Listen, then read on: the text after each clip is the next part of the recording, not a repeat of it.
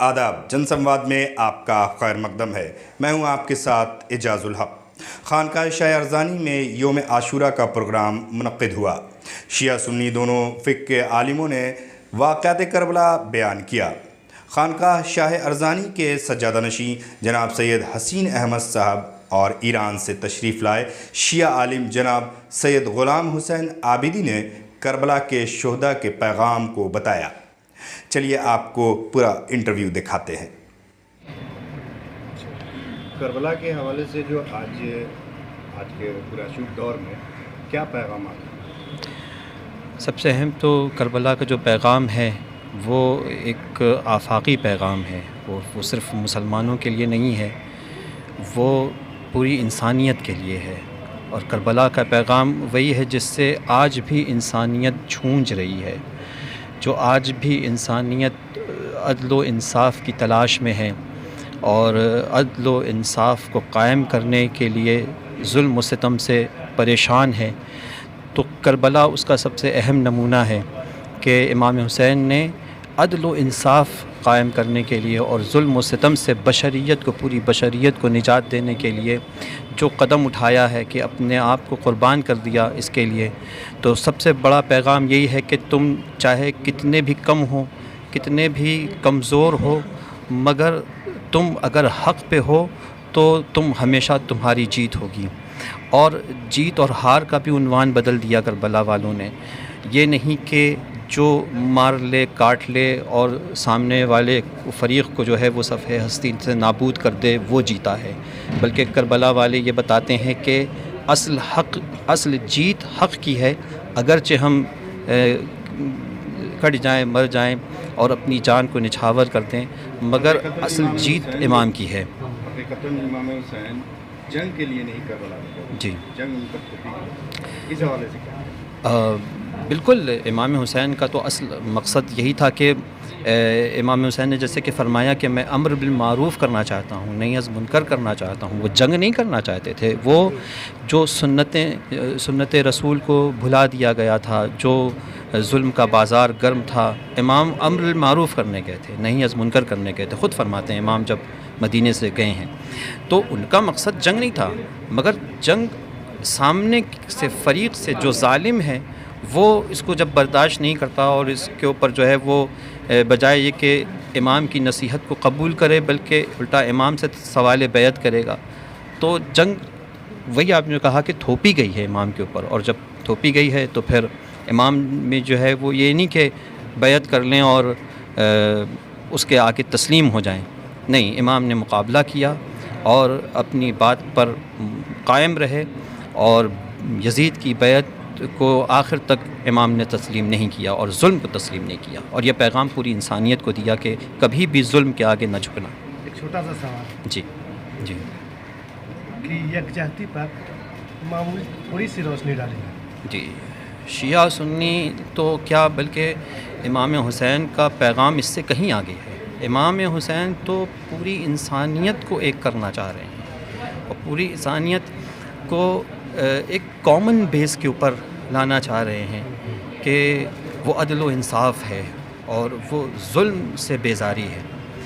تو جہاں پر بھی کامن بیس ہمیں ملتا ہے تو اس کامن بیس کے اوپر اتحاد ہو سکتا ہے، چاہے وہ ایک ہی کیوں نہ ہو، ایک معمولی سا کامن بیس، اس بنیاد کے اوپر اتحاد ہو سکتا ہے۔ اب مسلمانوں میں دیکھیں تو کامن بیس تو بہت زیادہ ہے، منفعت ایک ہے، اس قوم کی نقصان بھی ایک ہی، سب کا نبی اور قرآن بھی ایک، سب کچھ ایک ہے، مگر اس کے باوجود ہم اپنے کامن بیس کو سمجھ کیوں نہیں پا رہے ہیں؟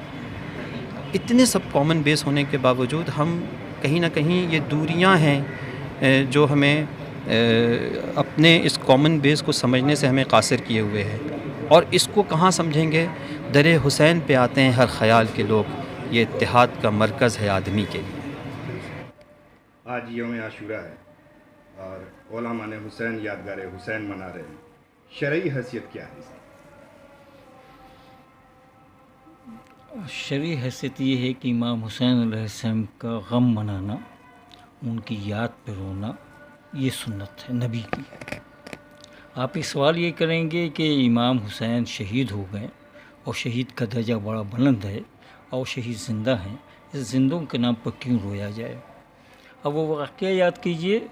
دیکھیے یہ تمام حدیث کی کتابوں میں، یہ نہیں کہ شیعوں کے ہیں یا سنیوں کے ہاں، یہ واقعہ، یہ بات حدیث کی ترمذی میں موجود ہے، بخاری میں موجود ہے، اور دوسرے میں ہے کہ رسول کریم صلی اللہ علیہ وسلم تشریف فرما تھے، جناب جبریل تشریف لائیں اور ایک مٹھی خاک عطا کیا، اور حضور صلی اللہ علیہ وسلم نے پوچھا کہ آقا جبریل یہ کیا ہے؟ کہا کہ یہ کربلا معلیٰ کی خاک ہے، یہ وہ خاک ہے جس پر آپ کے نواسے شہید کر دیے جائیں گے، اور بہت بے دردی کے ساتھ شہید کیے جائیں گے. یہ سننا تھا کہ حضور کریم صلی اللہ علیہ وسلم کی آنکھ سے آنسو رواں ہو گیا، مولا کائنات بھی رو پڑیں، جناب فاطمہ زہرا بھی رو پڑیں. ابھی حسین تو زندہ تھے، وہاں پر کھیل رہے تھے. حسین شہید ہو کے بھی زندہ ہیں، لیکن ان کے مصائب پر آنسو بہانا عین جو ہے وہ سنت ہے. اس کی شرعی حیثیت یہ ہے. ہاں، اس کی شرعی حیثیت یہ بھی ہے کہ ان کی یاد اچھے سے اچھے منائی جائے، لیکن اس طرح سے جو یاد منائی جاتی ہے اس یاد کے میں بھی خلاف ہوں کہ بینڈ باجا بجایا جائے، ڈھول پیٹا جائے، شراب پی کے لوگ اچھلتے ہیں، عورتیں سر بازار گھومتی ہیں. یہ یاد منانے کا طریقہ نہیں ہے. یاد منانے کا طریقہ یہ ہے کہ ان کے کارنامے کو بیان کیا جائے، ان کی شجاعت و بہادری کو بیان کیا جائے، ان پر جو مصائب آئے تھے اس کو بیان کیا جائے، انہوں نے کس پریشانی کے عالم میں انسانیت کو بھی بچایا اور اسلام کو بچایا، یہ لوگوں کو بتایا جائے. یہ ضروری ہے، اور آج کے دور میں یہ سب سے زیادہ ضروری ہو گیا ہے. یہ آج جو منا رہے ہیں یادگار حسین جو منا رہے ہیں، جی، کربلا کے واقعے پہ تھوڑی سی روشنی ڈال دیں، کس طرح سے یہ واقعہ رونما ہوا؟ دیکھیے امام حسین علیہ السلام، آپ جانتے ہیں کہ نبی کے نواسے تھے، ہر طرح کی فیسلٹی موجود تھی. انہیں اس کی ضرورت نہیں تھی کہ انہیں شام کا گورنر بنا دیا جائے، یا مدینے کا گورنر بنا دیا جائے، یا پورا خلیفۃ المسلمین بنا دیا جائے. ایسے بھی امام حسین کی بڑی اہمیت تھی. جتنی احادیث دور بنی امیہ کے بعد بھی بچ تک ہم تک پہنچی ہیں، آپ تک پہنچی ہیں، وہ اتنے ہی بہت حضرت حسین کے لیے. لیکن مسئلہ یہ نہیں تھا. مسئلہ اصل یہ تھا کہ یزید اسلام کی بنیاد میں تبدیلی لا رہا تھا اور انسانیت کو مار رہا تھا. حسین صرف اسلام بچانے نہیں گئے تھے، بلکہ حسین جو ہے وہ انسانیت کو بھی بچانے کے لیے گئے تھے، اور پہلی منزل پہ حسین نے اس کا مظاہرہ کر دیا. دیکھیے ہوتا کیا ہے کہ کوئی بھی جنگ ہوتی ہے تو اس میں چاہتا ہے انسان کہ پہلی منزل پر سامنے والے آدمی کو شکست دے دیں. امام حسین علیہ السلام جب چلے ہیں تو ادھر سے یزید کا ایک قافلہ بھی چلا تاکہ حضرت امام حسین علیہ السلام کو اریسٹ کر کے وہ لائے. قادسیہ کے مقام پر ملاقات ہو جاتی ہے دونوں کی. امام حسین علیہ السلام اپنے قافلے کے ساتھ تھے، حور اپنے قافلے کے ساتھ. ان کو اریسٹ کرنے کے لیے آیا تھا، لیکن آپ جانتے ہیں کہ عربوں میں جگہ جگہ پانی نہیں ملتا. جیسے دیکھا کہ اس کا چہرہ حور کا ایک دم سکھا ہوا ہے، جانوروں کی زبان باہر آ گئی ہے، تو حسین نے حضرت عباس سے کہا بھیا عباس انہیں پہلے پانی پلا دو. ہم آپ رہتے تو کہتے بھائی ابھی ان کا کام صفایا کر دو تاکہ آگے پریشان نہیں ہو، لیکن مولا امام حسین کہتے ہیں کہ بھیا عباس انہیں پانی پلا دو. کہا بھیا یہ ہمیں اریسٹ کرنے کے لیے آئے ہیں. کہا کہ وہ تو بات کی بات ہے، انہیں پانی پلا دو تاکہ انسانیت نہ مرے، یہ انسان مر جائے گا، ان کے جانور مر جائے. تو پہلی منزل پر دشمنوں کو پانی پلا کے امام حسین نے انسانیت کو بچا لیا کہ دیکھو اگر تم اریسٹ کرنے کے لیے بھی آئے ہو، مجھے مارنے کے لیے بھی آئے ہو، اور تم پیاسے ہو، تو اگر ہم تم کو پانی پلا دیتے ہیں. اگر پانی پلا کے امام حسین نے یہ ثابت کر دیا ہم جان تو دے سکتے ہیں لیکن نفوس انسانی کو برباد نہیں ہونے دیں گے، نفوس انسانی کو ختم نہیں ہونے دیں گے، انسانیت کو مرنے نہیں دیں گے. ایک منزل تو وہ آئی. دوسری منزل پھر آتی ہے کربلا کے میدان میں پہنچنے کے بعد. ایک ہے نا، آپ اکثر لوگ ہم کہتے ہیں کہ بھائی یزید میں کیا خرابی تھی. یزید صرف یزید نہیں تھا، اور صرف یزید میں خرابی نہیں تھی. یزید نے اسلام کی بنیاد ہی میں صرف تبدیلی نہیں لائی، وہ اعلانیہ کہتا تھا کہ کہاں کا نبی، کہاں کی وحی، یہ بنی ہاشم کی بنائی ہوئی باتیں ہیں. اگر میری باتوں پہ یقین نہیں ہے تو سامنے کتاب ہم کھول کے دکھا دیں، اور یہ مت کہیے گا کہ یہ شیعوں کی کتاب میں، یہ اہل سنت کی کتاب میں یہ بات موجود ہے۔ تو وہ تو کہتا ہے نہ نبی آئے نہ وحی آئے، یہ تو بنی ہاشم نے باتیں بتا دی، بنیاد میں تبدیل آئے، مارکس نے نکاح کو جائز قرار دے دیا، شراب کو حلال قرار دے دیا، کتوں کو ناپاکی سے بچا دیا، وہ آپ کے بیت المال کو ذاتی ملک بنا دیا، بدھ کے دن جمعہ کی نماز پڑھوا دی۔ یہ ایک لمبی فہرست ہے، وہ آپ دیکھ لیجئے، وہ اسلام کے بالکل بنیاد میں اس نے تبدیلی ہے۔ دیکھیے حدیث ہے، اس پہ شیعہ سنی وہابی دیوبندی سب متفق ہیں۔ یہ نہیں ہے کہ حضور صلی اللہ علیہ وسلم یہ فرماتے ہیں جو حسین سے محبت کرے گا اللہ اس سے محبت کرے گا، یہ نہیں ہے کہ جو حسین سے محبت کرے گا اللہ سے بھی وہ محبت کرے گا، بلکہ حسین سے جو محبت کرے گا اللہ اس سے محبت کرے گا۔ لیکن امام حسین کے ساتھ اس نے کیا سلوک کیا وہ آپ جانتے ہیں۔ تو امام حسین نے اپنے کنبے کی قربانی دے کے اسلام کو بھی بچایا اور انسانیت بھی بچا دی۔ یہی پیغام آج کے دن کا ہے کہ امام حسین کے بتائے ہوئے راستے پر چلیے تاکہ انسانیت جو مر رہی ہے انسانیت بچ جائے، ظلم و ستم کا دور ختم ہو، جو دنیا میں ظلم پھیلا ہوا ہے یہ ظلم ختم ہو اور لوگ راہ راست پر آ جائیں۔ یوم عاشورہ کا دن ہے، کیا پیغام آپ دینا چاہیں گے؟ اس میں ایک حدیث میں آپ کے سامنے پیش کرنا چاہوں گا آپ کے سامنے۔ ان الحسین مصباح الہدیٰ و سفینۃ النجات، اور اس حدیث پہ اگر غور کریں یہ پیغمبر صلی اللہ علیہ وآلہ وسلم سے ہے، جس میں یہ بتایا گیا ہے کہ حسین جو ہیں وہ چراغ ہدایت ہیں، اور دوسرے حصے میں بتایا گیا ہے یہ سفینۃ النجات ہیں۔ تو اس میں ایک انسانیت کا پیغام یہاں سے ملتا ہے، اور اس پہ اگر ہم غور کریں تو دو جو الگ الگ جملے ہیں، ایک سفینۃ النجات کہا گیا ہے اور دوسرا چراغ ہدایت۔ تو چراغ ہدایت میں بھی کسی طرح کی کوئی قید نہیں ہے اور سفینۃ النجات میں بھی کسی طرح کی کوئی قید نہیں ہے، یعنی یہ نہیں کہا گیا کہ یہ شیعوں کے لیے ہیں یا سنیوں کے لیے ہیں یا یہودی نصارہ، یعنی بلا قید یہ ذکر کیا گیا ہے۔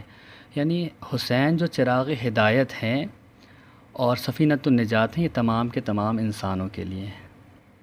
کربلا کو درسگاہ کہا گیا، جی جی، تو اس پر روشنی ڈالیں کہ کس طرح سے اس کو درسگاہ کہا گیا ہے؟ کربلا خود ایک یہ کہ کربلا کو قائم کرنے میں امام حسین ایسا نہیں تھا کہ امام حسین چاہتے تھے کہ وہ شہید ہو جائیں، ان کو شہید کیا گیا ہے۔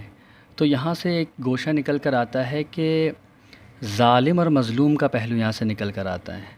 حسین چونکہ حجت اللہ ہیں، خلیفۃ اللہ ہیں، تو اللہ کی حکومت میں جب کبھی بھی ظلم نظر آیا ہے تو حسین جیسی شخصیت بلند ہوئی ہے۔ تو یہ سمجھ میں آتا ہے کہ ظالم کو اگر شکست دینا ہے اور یہ چاہتے ہیں کہ ظلم اس دنیا سے نابود ہو، تو حسین کی شخصیت پہ متحد ہونا پڑے گا تمام لوگوں کو، تاکہ ہر طرح کا ظلم، اس میں کوئی فرق نہیں پڑتا، آپ کے محلے کا ظلم ہو، گلی محلے کا ظلم ہو، یا شہر کا ہو، یا دیش کا ہو، یا دنیا میں کہیں پہ بھی کوئی بھی ظلم ایسا ہو رہا ہو، تو کربلا ہمیں یہ درس دیتی ہے کہ عدل قائم کرنے کے لیے قیام حسینی ضروری ہے۔ یہ ہمارے درشک کو یہ بتا دیں کہ جو کربلا کا واقعہ رونما ہوا، یہ بیسکلی کس گراؤنڈ پر تھا؟ کیا مانگ تھی یزید کی؟ کیا مانگ تھی؟ کیا چاہتا تھا؟ یزید کی مانگ یہ تھی کہ یزید یہ چاہتا تھا کہ میری بیعت کر لی جائے، میرے ہاتھوں پر بیعت کر لی جائے، اور مسئلہ یہ تھا کہ بیعت اس سے مانگا جا رہا تھا جس کے ہاتھ پہ بیعت کرنی چاہیے تھی، جس کے ہاتھوں پہ بیعت کرنی چاہیے تھی اسی سے بیعت مانگا جا رہا تھا۔ تو اس وقت کے اکثر و بیشتر لوگ یزید کے ہاتھ پہ بیعت کر چکے تھے، یعنی یزید کو تسلیم اور قبول کر چکے تھے، لیکن امام حسین کی بیعت جو تھی وہ اتنی زیادہ امپورٹنٹ تھی، کیونکہ اگر امام حسین بیعت کر لیتے تو اس کی حکومت کاملاً اور تمام تر انداز سے وہ قبول کر لی جاتی۔ تو جو اصل مسئلہ ہے وہ بیعت کا مسئلہ ہے کہ بیعت نہیں کرنا چاہتے تھے، کیا معاملہ تھا؟ بیعت اس لیے نہیں کرنا چاہتے تھے کہ بیعت حق کے ہاتھ پہ کی جاتی ہے، اس کے ہاتھ پہ کی جاتی ہے جو اللہ کی طرف سے منتخب ہو۔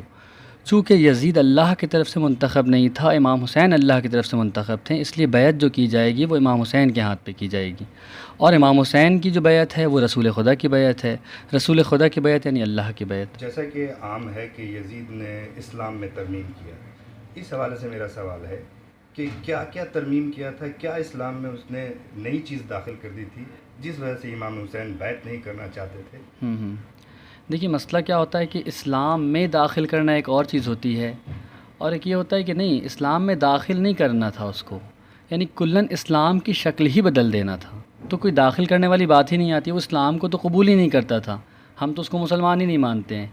تو جب مسلمان ہوتا تو اسلام میں کچھ داخل کرتا، وہ تو مسلمان تھا ہی نہیں، جیسا کہ مولانا نے ابھی ذکر کیا، تو وہ اسلام میں داخل نہیں کرنا چاہتا تھا، وہ اسلام کو ہی نابود کر دینا چاہتا تھا، جس وجہ سے امام حسین نے بیعت کیا اور کچھ قیام کیا۔ بنیادی چیزیں جو اس نے اسلام میں نہیں رہنے کی وجہ کر اس کو آپ جو خارج کر رہے ہیں، کیا دیکھیے شیعہ اور سنی اہل سنت، یہ تمام جو یہ دو فرقہ ہے، یہ اس بات پہ متفق علیہ ہے کہ جب کبھی بھی حجت اللہ کے مقابل میں کوئی آ جائے تو وہ دائرہ اسلام سے خارج ہو جاتا ہے، بس یہی ایک بنیادی وجہ ہے جو امام حسین کے مقابل میں آ جانا اس کے کفر کو اثبات کرتا ہے۔